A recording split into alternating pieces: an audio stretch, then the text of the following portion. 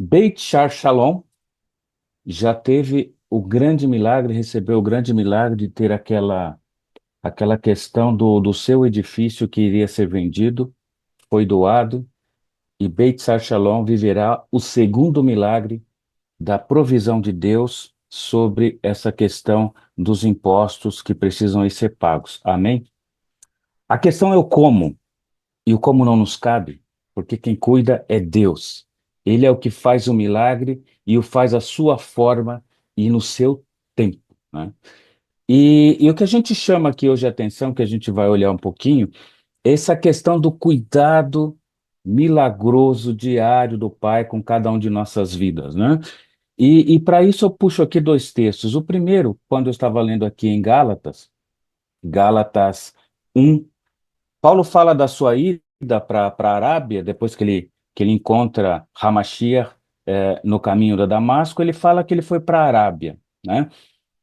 E aí eu quero juntar isso com o texto que nós temos lá em 1 Reis 17, que fala que Elias, ele se refugia numa caverna, depois que ele faz o anúncio lá da seca que vem sobre Israel, e a palavra diz que ele é alimentado por corvos, né? Então os dois se refugiam e aqui temos Elias alimentado por corvos. Tem um vídeo circulando muito por aí dizendo que, na verdade, Elias ele não foi alimentado por corvos, ele foi alimentado por árabes, por uma questão de erro de tradução. E eu queria trabalhar essa questão do milagre justamente com essa questão aqui das palavras em hebraico para árabe e para corvos, e depois a gente fecha com a questão do milagre. Árabe, ou Arábia, em hebraico é Arav.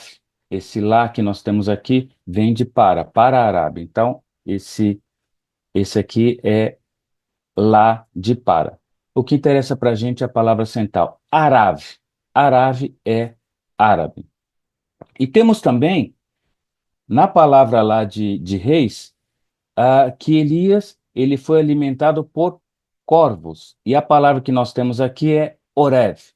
Então, se nós olharmos as duas palavras, elas são, olhando para as consoantes, idênticas, né? Temos Ain como primeira letra, o Resh como segunda letra e Bet como a terceira letra. Então, são iguais. Então, o que se comenta é, elas são iguais, então houve aqui um erro de tradução, porque o que temos de diferença aqui é apenas o som vocálico, né? Arave e Oreve. Então, errar a tradução e, na verdade, Elias foi alimentado por árabes e não por corvos. Bem, essa possibilidade existe? Até aqui dizemos que sim. E provavelmente, se ela existe, é porque nesses pontinhos que identificam as vogais, que fazem essas diferenças vocálicas, esses pontinhos foram criados lá no século IV depois de Cristo. Para quê? Para preservar os sons vocálicos das palavras. Eles criaram os Nicodot, são esses pontos, para preservar o valor ou o som de uma das palavras. Então pode ser que nesse momento se equivocaram e ao invés de colocar Arav, colocaram Orev. Então, aqui tem uma possibilidade que pode estar certo ou errado na tradução de 50%. Agora, para comprovar isso, nós temos que ver o lado histórico.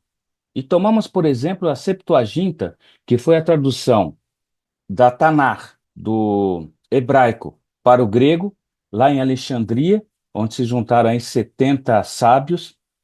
E isso foi feito no século III, iniciado no século III antes de Cristo. Portanto, 600 anos antes, não haviam os nicodotes, os pontos na palavra, tá? Do hebraico para o grego, 600 anos antes, nós temos a palavra para o grego de coracás. Coracás são corvos. Então, antes dessa questão que pode haver um equívoco aqui, já se chamava de corvos. Então, reduz drasticamente a probabilidade de que Elias tenha sido alimentado por árabes. Então, na Septuaginta, na tradução da Septuaginta, reforça a probabilidade que tenha sido por corvos. Então, tem uma baixa possibilidade de que a palavra, a tradução correta aí seja árabes. Agora, suponhamos que tenha sido por árabes com essa possibilidade muito baixa. Reduz o milagre de Deus ter alimentado Elias naquela caverna?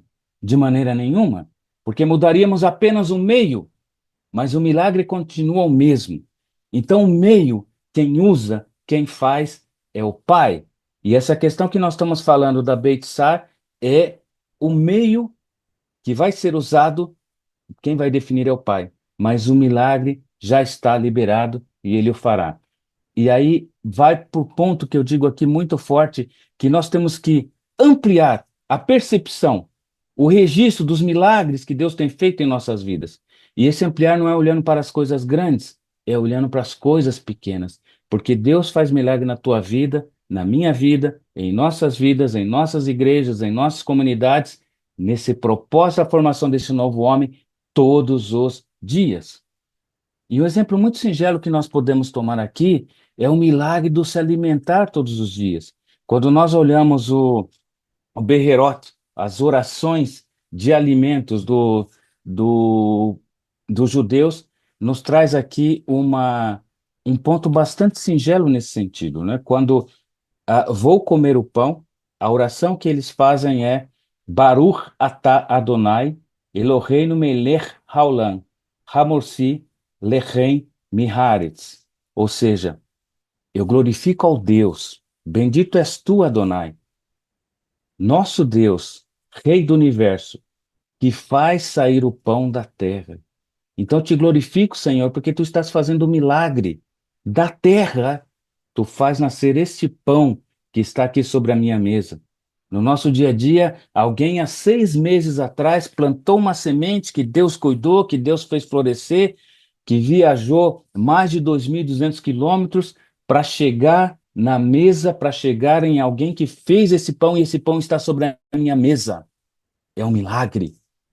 O meio eu posso discutir, o meio pode não ser o mais convencional, ou o mais que eu posso classificar como miraculoso, mas é o meio que o Pai utilizou para realizar o milagre de nos alimentar todos os dias em nossas vidas. Então, a operação e a manutenção das nossas vidas é um milagre. O que Deus tem feito, está fazendo nesses dias, e nós precisamos olhar e atentar para isso, apesar dos meios que cabe a Ele escolher e fazer nesses dias. Graças a Deus, que maravilha. Então, não só da Beit-Sar Shalom, mas de tudo que nós estamos pedindo a Deus, nós somos muito conscientes, às vezes, como o Vailton acabou de mostrar, às vezes nós não somos tão conscientes do milagre que é a refeição que está na nossa mesa. Mas precisamos estar mais conscientes disso. Agora, tem algumas coisas que nós entendemos que são impossíveis mesmo. E são oportunidades para nós confiarmos em Deus e para nós crermos. Não que nós, por isso, vamos ficar apáticos. Deus vai cuidar da Beit Sar Shalom de qualquer maneira, não precisa de mim. Não. Nesse milagre, nesse mistério, Ele vai suprir, mas Ele quer a minha participação, não só nesse caso, mas em tudo que nós estamos orando. Como o Luiz também lembrou, Deus quer nos usar como respostas às nossas orações. Então, é um tremendo mistério, né? Deus vai suprir, Ele vai usar o meio que Ele quer, Ele é poderoso, Ele é soberano, mas Ele quer a minha participação, a sua, na oração, talvez de alguma maneira prática também.